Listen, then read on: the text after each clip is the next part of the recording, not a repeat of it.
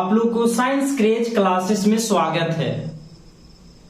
आप लोग होली धूमधाम तरीके से अच्छे से खेल लिए होंगे और होली का सारा कलर भी आपको धुल गया है, तो फिर से हम लोग तैयारी में लग जाते हैं उसी तरह से। तो आज का वीडियो जो रहेगा जैव प्रकरण चैप्टर जो हमने खत्म कर दिया था उसका अति लघु उत्तरीय प्रश्न यानी very short answer type question.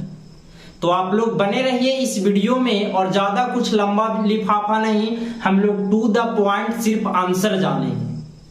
तो देखिएगा इसमें कौन कितना सा प्रश्न आप देखे होंगे। भारती भवन का ऐसा बुक होगा जीव विज्ञान का, उस भारती भवन से 35 गो है क्वेश्चन और ये 35 क्वेश्चन का आज हमने सॉल्यूशन फायर सॉल्यूशन दे।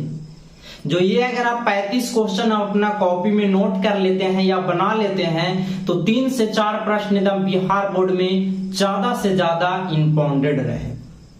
तो बढ़ते हैं हम लोग पहला प्रश्न की ओर। क्या कहता है पहला प्रश्न और सुनते हैं।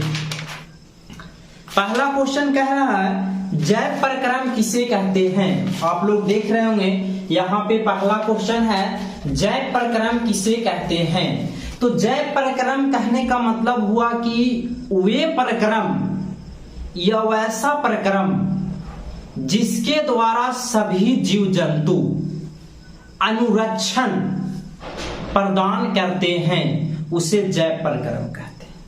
तो आप लोग ये बातें समझ में आया होगा, वे प्रक्रम या वैसे प्रक्रम जिसके द्वारा सभी जीव जंतु अनुरक्षण प्रदान करते हैं, इस प्रक्रिया को जैव प्रक्रम कहते हैं। तो पहला क्वेश्चन क्लियर हो गया होगा जैव प्रक्रम किसे कहते हैं। हम लोग बढ़ते दूसरा प्रश्न की ओर। दूसरा प्रश्न कहता है बहुकोशिकीय जीवों में ऑक्सीजन की आवश्यकता विसरण के द्वारा क्यों पूरी नहीं होती। अब देखेंगे आंसर। बहुकोशिकीय जीवों में विसरण की क्रिया, बहुकोशिकीय जीवों में ऑक्सीजन की आवश्यकता विसरण क्रिया द्वारा इसलिए पूरा नहीं होता क्योंकि बहुकोशिकीयों में रंध्र नहीं पाया जाता है और रंध्र नहीं पाए जाने के कारण उसके बाहरी वातावरण से श्वसन नहीं होता है, जिसके कारण बहुकोशिकीय जीवों में विसरण क्रिया द्वारा ऑक्सीजन की आवश्यकता का पूरी नहीं होता। तो ये दो था प्रश्न। दूसरा नंबर क्लियर हो गया होगा। तीसरा प्रश्न हम लोग पढ़ते हैं। तीसरा प्रश्न कहता है जीवों में पोषण की 2 प्रमुख विधियां कौन कौन सी है। आप लोग के हमने पिछले वीडियो में 4 पार्ट्स पढ़ाया जैव प्रक्रम का। अगर वो चारों पार्ट्स बना लेते हैं तो ये चारों पार्ट्स आप लोग पढ़ लेते थे। ये 35 क्वेश्चन यूं आप लोग चुटकियों में ला दीजिएगा। तो पोषण के जीवों में पोषण के 2 प्रमुख विधि, पहला स्वपोषण और दूसरा परपोषण। स्वपोषण यानी स्वयं अपने भोजन बना ले, परपोषण यानी किसी अन्य जीव पर आश्रित रहे। चौथा नंबर प्रश्न हम लोग देखते हैं हरे पौधे में किस प्रकार का पोषण पाया जाता है। तो हरे पेड़ पौधे में किस प्रकार का पोषण पाया जाता है, स्वपोषण पाया जाता है। तो 4 नंबर प्रश्न 4 नंबर क्लियर हुआ होगा। बढ़ते हम लोग 5 नंबर में। 5 नंबर कहता है जंतुओं में पोषण की कौन सा विधि अपनाई जाती है।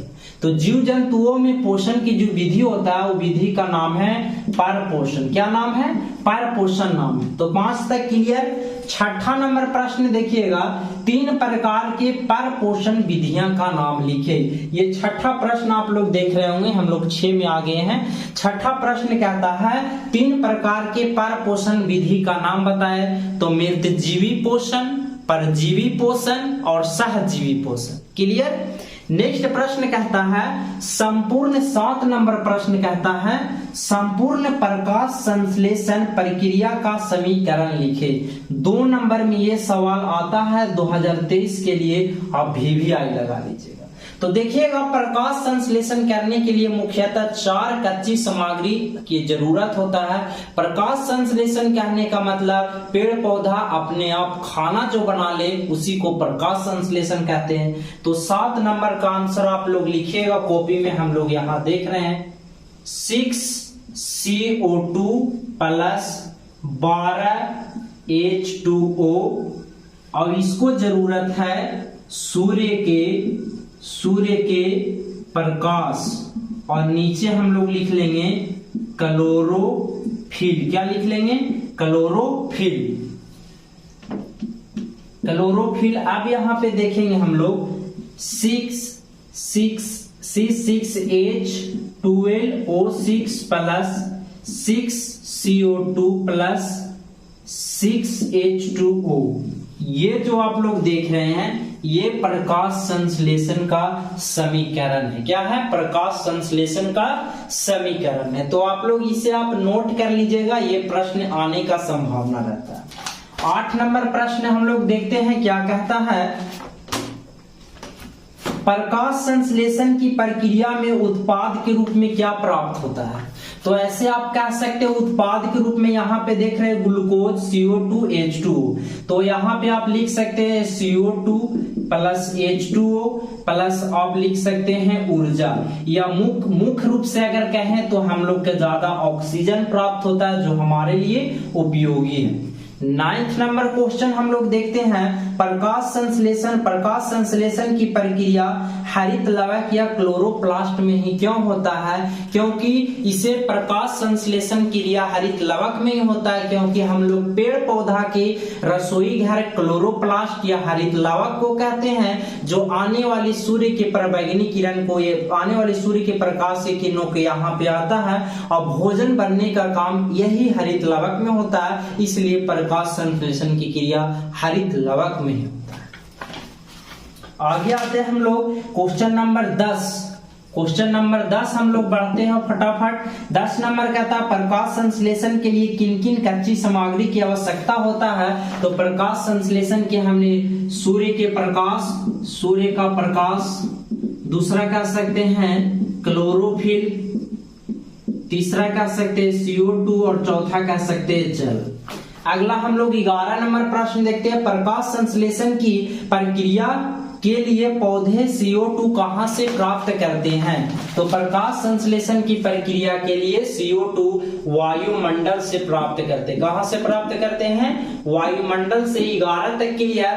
12 नंबर प्रश्न आप लोग देखिएगा कवक जीवाणु में प्रकाश संश्लेषण क्यों नहीं होता? तो कवक और जीवाणु में प्रकाश संश्लेषण इसलिए नहीं होता क्योंकि इसके पास हरित लवक या क्लोरोफिल नहीं पाया जाता।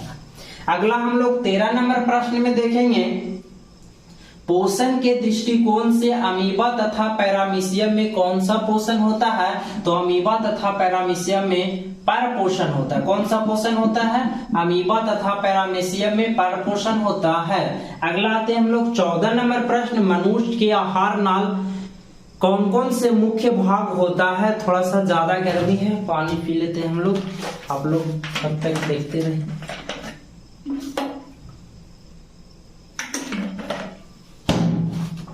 देखते हैं हम लोग अगला सवाल, मनुष्य के आहार नाल का मुख्यतः कौन कौन से भाग है? तो मनुष्य का जो मुख गुहा से यहाँ से शुरू होता है आहार नाल का भाग, मुख गुहा हो गया, छोटी आंत हो गया, बड़ी आंत हो गया, अमाशय, अग्नाशय यानी गुर्दा तक जाके समाप्त हो जाता है। ये हमारा आहार नाल का कुछ भाग है।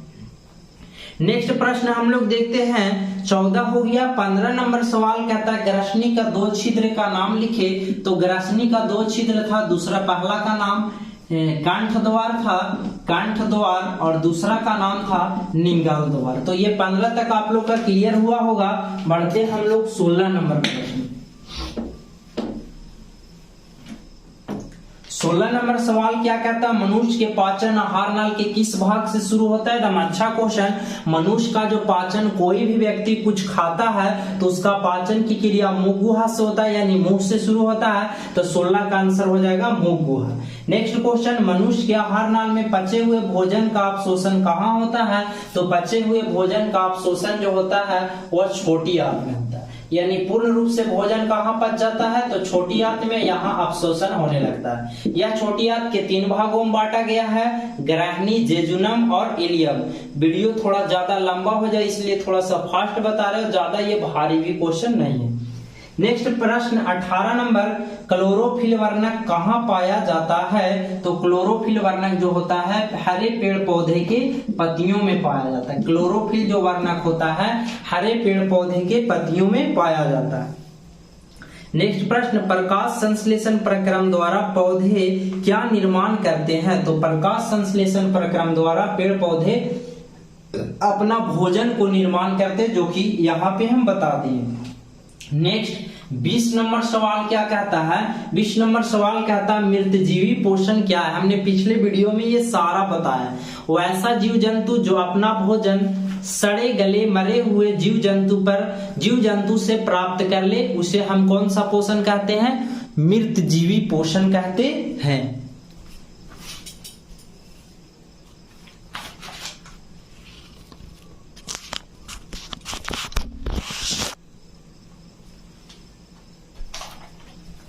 नेक्स्ट प्रश्न हम लोग आगे बढ़ते हैं। 21 नंबर सवाल कहता है जिस जीवों